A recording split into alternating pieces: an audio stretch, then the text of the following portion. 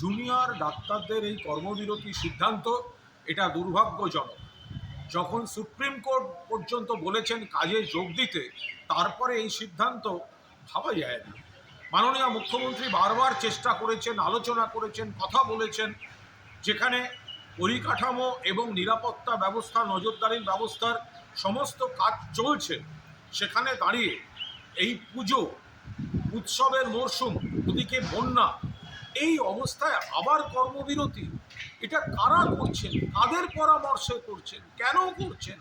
সাধারণ মানুষ, গরিব মানুষ যারা সরকারি স্ট্রাকচারে যায় চিকিৎসার জন্য, তাদেরকে আপনারা বাধ্য করছেন হয়রানি থেকে প্রাইভেট হাসপাতাল, নার্সিংহোমের দিকে যেতে। বেশি খরচা হবে।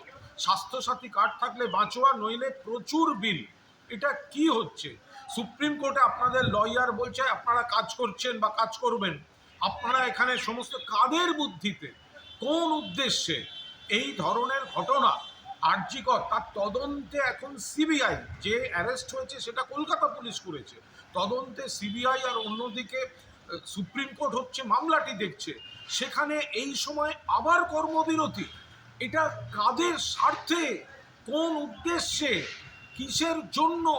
এত মানুষের এই সময়টা চিকিৎসার জরুরি পরিষেবার দরকার হতে পারে, বন্যা পরিস্থিতি রয়েছে, পুজো এবং উৎসবের মরশুম রয়েছে, এত মানুষের অর্থনীতি জড়িত, সেখানে আপনারা এক সাধারণ মানুষের কথা না ভেবে, এটা কাদের পরামর্শ, কারা চাইছে এই ধরনের পরিস্থিতি তৈরি করতে? দয়া করে আপনারা এগুলো পুনর্বিবেচনা করুন এবং মাননীয় মুখ্যমন্ত্রী, যেখানে নিজে তিনি বারবার অতীত আহ্বান জানিয়েছেন, আবেদন জানিয়েছেন, আপনারা কাজে যোগ দিন।